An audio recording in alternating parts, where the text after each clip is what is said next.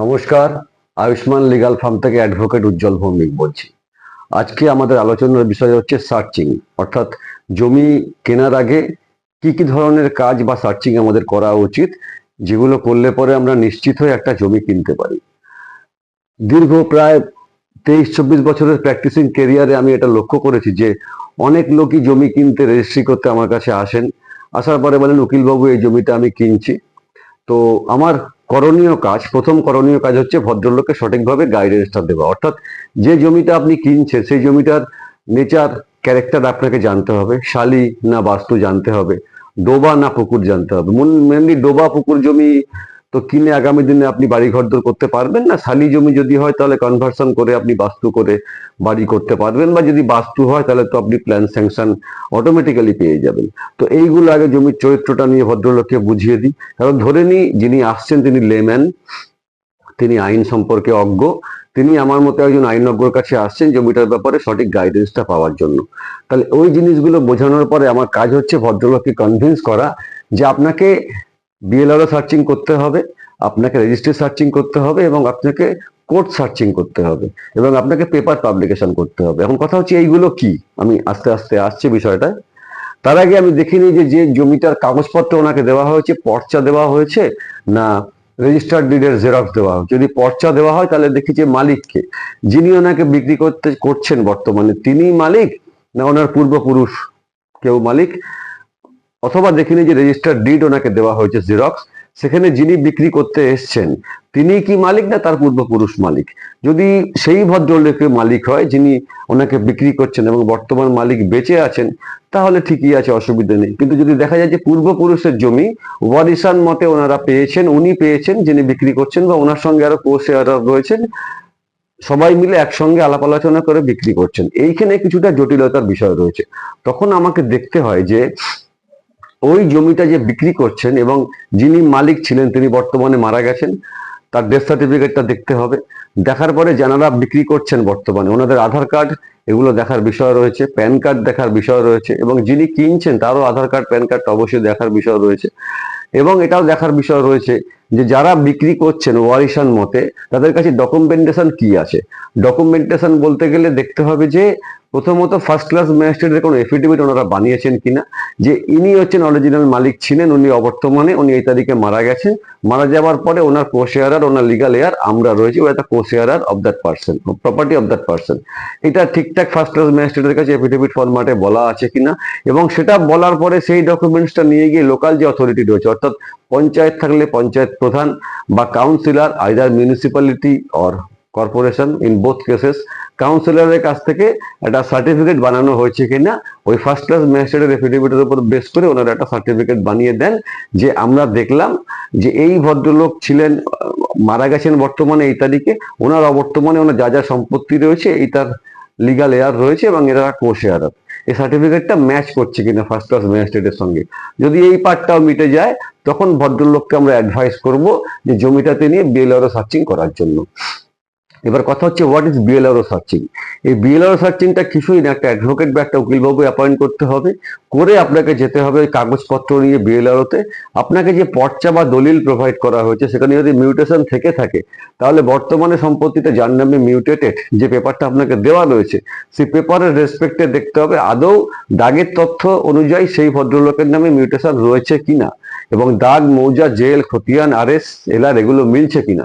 যদি এগুলো সমস্ত কিছু মিলে যায় তাহলে ধরতে হবে যে আপনার বিএলআরও সার্চিং কনফার্ম হলো।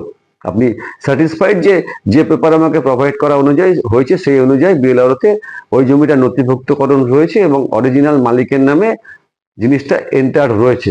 আর যদি দেখা যায় যে যে ভদ্রলোক আপনাকে জমি বিক্রি করছেন অন্য নামে মিউটেশন হয়নি, তাহলে রিলেভেন্ট ডকুমেন্টস তো আপনি নিয়েছেনই, তাহলে দেখতে হবে যে ওই দাগের তথ্য অনুযায়ী জমিটা কার নামে মিউটেশন রয়েছে এবং সেই ব্যক্তি এই ব্যক্তিকে জমিটা বিক্রি করেছিল কিনা। সেটা তো চেন ডিড যেটা বলা হয়, যে ডিডটা আপনাকে উনি প্রোভাইড করবেন যিনি বিক্রি করতে এসছেন, তিনি কেনার সময় যে ডিডের উপর বেস করে কিনেছিলেন সেই চেন ডিডে আপনি পেয়ে যাবেন ডিটেলসটা, অর্থাৎ ওটাকে বলা হয় যে রিসাইটাল পোর্শন পেয়ে যাবেন। এগুলো নিয়ে বিএলআর সার্চিং হয়ে যাওয়ার পরে আপনাকে আবার একটা অ্যাডভোকেট অ্যাপয়েন্ট করে আপনাকে যেতে হবে রেজিস্ট্রি অফিস সার্চিং। মূলত ওখানে এডিএসআর, ডিএসআর এবং আরে কলকাতাতে সার্চিং হয়, এডিএসআর এবং ডিএসআর এই দুটো ভাগাভাগি করে সার্চিং হয় এরিয়া বেসিসে, থানা বেসিসে ডিমার্কেশন থাকে, এই এডিএসআর এ এটা হবে। এবং এডিএসআর ডিএসআর সার্চিং করার সঙ্গে সঙ্গে আপনাকে দেখতে হবে রেজিস্টার অফ অ্যাসিওরেন্স, অর্থাৎ অল ওভার ওয়েস্ট বেঙ্গলের জমি যেখানে রেজিস্ট্রি হয় সেই আরে কলকাতাতে আপনাকে সার্চিং করতে হবে। আমি জেনারেলি ক্লায়েন্টকে অ্যাডভাইস করি ম্যাক্সিমাম 15 বছর বা 20 বছরে সার্চিং করার জন্য, এবং সেই সার্চিংটা প্রপারলি করতে গেলে আপনাকে শনিরবি অর্থাৎ ওয়ার্কিং ডেজ বাদ দিয়ে মোটামুটি আপনার 8-10 দিন টাইম, মানে শনি রবি বাদ দিয়ে ওয়ার্কিং ডেজ ধরে আপনাকে 8 থেকে 10 দিন আপনাকে সময় দিতে হবে প্রপার সার্চিং। কারণ আপনার একটা রিসিট কেটে প্যাডে 4 লাইন লিখে দিলে কিন্তু প্রপার সার্চিং হবে না। সেখানে মেনলি আমি কি জিনিসটা দেখি, আমি জিনিসটা দেখি হচ্ছে যে 15 থেকে 20 বছর, যত বছরের সার্চিং এ আমি ক্লায়েন্টের অনুমতি নিয়ে করছি অতগুলো বছরের মধ্যে এই সম্পত্তিটা কতবার বিক্রি বাট্টা হয়েছে, এবং হয়ে থাকলে কাকে কাকে হ্যান্ড ওভার করা হয়েছে, এবং বর্তমান যে মালিক বিক্রি করতে আসছেন শেষ বিক্রি বা কেনা ওনার নামে হয়েছে কিনা। তারপরে যদি কিছু হয়ে থাকে তাহলে ডেফিনেটলি ওই জায়গাতেই টোটাল এন্টায়ার প্রসিডিওরটাকে স্টপ করতে হবে।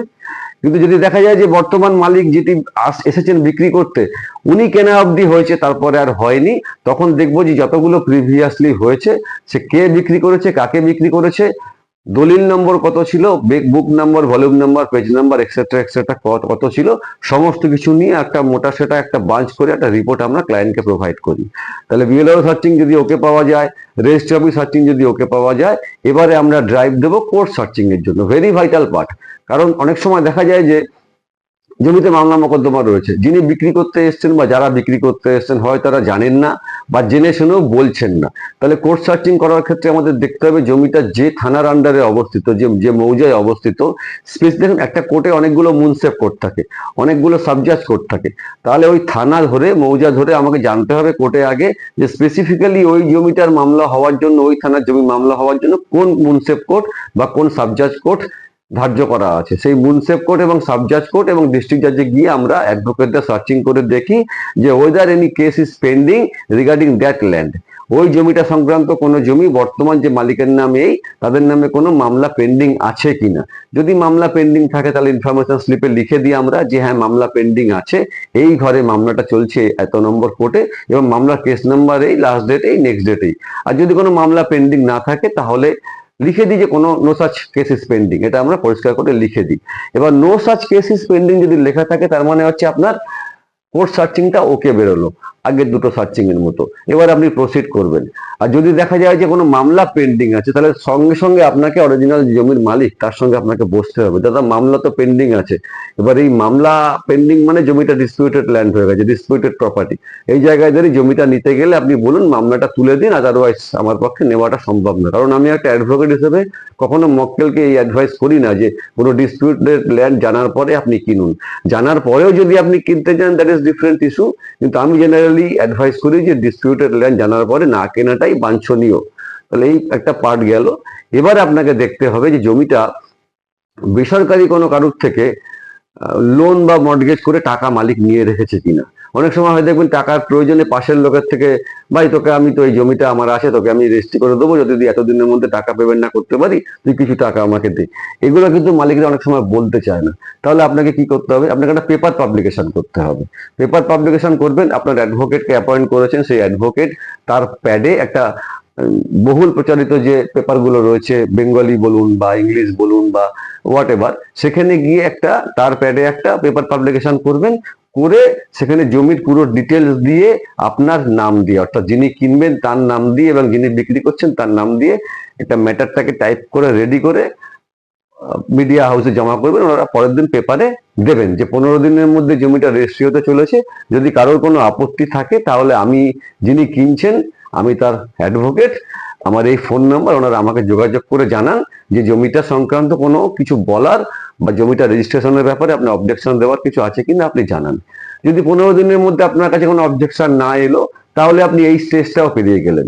আর যদি কোনো অবজেকশন আসে তাহলে সিচুয়েশন অনুযায়ী আপনাকে বসতে হবে, কথা বলতে হবে। হয়তো দেখা গেল যে জমিটা এর আগে বর্তমান মালিক অন্য কাউকে বিক্রি করার জন্য একটা এগ্রিমেন্ট ফর সেল করেছিলেন, কোনো কারণে সেই এগ্রিমেন্ট ফর সেলটা ম্যাচিওর হয়নি, উনি কেনেননি বা ওনাকে বিক্রি করতে পারেনি, এখন উনি আপনাকে করছেন। কিন্তু একটা মাথায় রাখতে হবে টাকাটা কিন্তু আটকে গেছে ওখানে, কিছু টাকার তো লেনদেন হয়েছে, তাহলে ফ্রি ফ্রম অল ইনকামব্রেন্সেস হচ্ছে না, সেক্ষেত্রে আপনাকে বলতে হবে, আপনার পেপার পাবলিকেশন দেখার পরে যদি এরকম কোনো লোক আপনার কাছে আসে যে আমি এগ্রিমেন্ট ফর সেল করে জমিটা বায়না করেছিলাম অথবা এই জমির এগেনস্টে আমার থেকে লোন নেওয়া হয়েছিল, তখন তৎক্ষণাৎ ওই লোককে সামনে রেখে আপনাকে মালিককে ডাকাতে হবে। ডাকিয়ে বলতে হবে, দেখুন একটা এগ্রিমেন্ট করে আপনি ওনার থেকে টাকা নিয়েছিলেন, তাহলে আপনি টাকাটা ওনাকে রিটার্ন করে দিন, টার্মিনেশন অফ এগ্রিমেন্ট করুন, করার পরে আগের এগ্রিমেন্টটা বাতিল করে আমার সামনে ওনাকে টাকাটা ফেরত দিন, তাহলে কি জমিটা আমি নেব। আদারওয়াইজ ওই জমিটা না নেওয়ার জন্য আমি আমার ক্লায়েন্টদের অ্যাডভাইস করি। তাহলে এটা হয়ে গেল পেপার পাবলিকেশনের পার্ট। এবারে আর একটা পার্ট রয়েছে, অন্তিম একটা ব্যাপার, যেটা হচ্ছে এত কিছুর পরে অনেক সময় দেখা যায় শেষে কিছু একটা বোধহয় ফাঁকা রয়ে যাচ্ছে। মানে যে জায়গাতে জমি আপনি নিচ্ছেন তার আশেপাশে সারাউন্ডিং লোক যতটা জানবে অতটা কিন্তু আপনি ওখানে বসবাস না করলে বা জমি কিনে না যাওয়ার পরে আপনি জানতে পারবেন না। তাহলে লাস্ট ল্যাপে গিয়ে আপনাকে করতে হবে যেটা, সেটা হচ্ছে গিয়ে আপনি মালিককে বলবেন, ভাই জমিটা কেনার আগে তোমাকে আমি 50% বা 75% হোয়াট এভার যেটা পার্সেন্টেজ আপনাদের মধ্যে কথা হবে এটা অ্যাডভান্স করছি। জমি কেনার 7 দিন বা 10 দিন আগে আমি জমি চারদিকে একটা বাউন্ডারি দেবো, মানে ছোট ছোট চারদিকে একটা পিলার লাগাবো। ফিজিক্যালি আপনি মাঠে নিজে যাবেন, সার্ভেয়ার নিয়ে জমিটা মাপাবেন এবং আপনি সেই সময় চারদিকে ছোট ছোট পিলার বা খুব একটা ছোট না বড় বড় পিলার আপনি লাগাবেন দিনের বেলায়, যাতে লোকজন চারপাশের লোকজন দেখতে পারে যে এই জমিটা বিক্রি হতে চলেছে এবং এই ভদ্রলোক কিনছে, সার্ভেয়ার নিয়ে এসে মাপছে এবং পিলার লাগাচ্ছে। তো লাগানোর পরে আপনি একটা বোর্ড লাগাবেন জমিতে, বলবেন যে এই জমিটা আমি কিনতে চলেছি, এই আমার ফোন নাম্বার, যাদের যদি কারোর কোনো আপত্তি থাকে তাহলে আপনারা 7 দিন বা 10 দিনের মধ্যে আমার সঙ্গে যোগাযোগ করুন। এবারে বোর্ড লাগানোর পরে আপনি লক্ষ্য রাখবেন, আপনার মোবাইলটাকে লক্ষ্য রাখবেন বা বাড়িতে কেউ আসছে কিনা দেখবেন, যে কেউ এসে বলছে কিনা যে এই জমিটা ডিসপিউটেড জমি, আমার সঙ্গে কোনো এগ্রিমেন্টের মধ্যে জড়িত, বা এই জমিটার মালিকানা ঠিক নেই, বা এই জমিটা যারা বিক্রি করছে সেক্ষেত্রে ওই ওয়ারিশান বাদ দিয়ে আরো দুটো তিনটে বা একটা ওয়ারিশান রয়েছে যেটাকে ম্যানিপুলেট করে ওরা ওয়ারিশান সার্টিফিকেটের মধ্যে আনেনি। অনেক কিছু আপনি জানতে পেরে যাবেন লোকাল লোকের থেকে। তখন যদি কোনো অবস্ট্রাকশন আসে, অবজেকশন আসে, তাহলে সেই মতো ব্যবস্থা নিয়ে আপনি হয় জমিটা ফাইনালি কিনবেন আর না হলে কিনবেন না, অবস্ট্রাকশনটা বুঝে। আর যদি দেখা যায় যে কোনো রকম ঝুট ঝামেলা এলো না, কেউ আপনার কাছে কিছু বললো না, মানে আপনি জমিটা কিনতে চলেছেন ফাইনালি, অর্থাৎ আপনি একটা জমির মালিকানা পেতে চলেছেন খুব শীঘ্রই। দেখতে থাকুন এরকম ছোট ছোট জিনিস, আইনের ব্যাপার স্যাপার আমাদের এই চ্যানেলের মাধ্যমে আস্তে আস্তে আমরা এর আগেও গত কয়েকদিনে বেশ কিছু এনেছি, আগামী দিনেও আনবো। শুধু আশা হচ্ছে আপনারা পাশে থাকুন এবং আমাদের পাশে থেকে আমাদের চ্যানেলটাকে দেখে সাবস্ক্রাইব এবং লাইক করুন। ধন্যবাদ।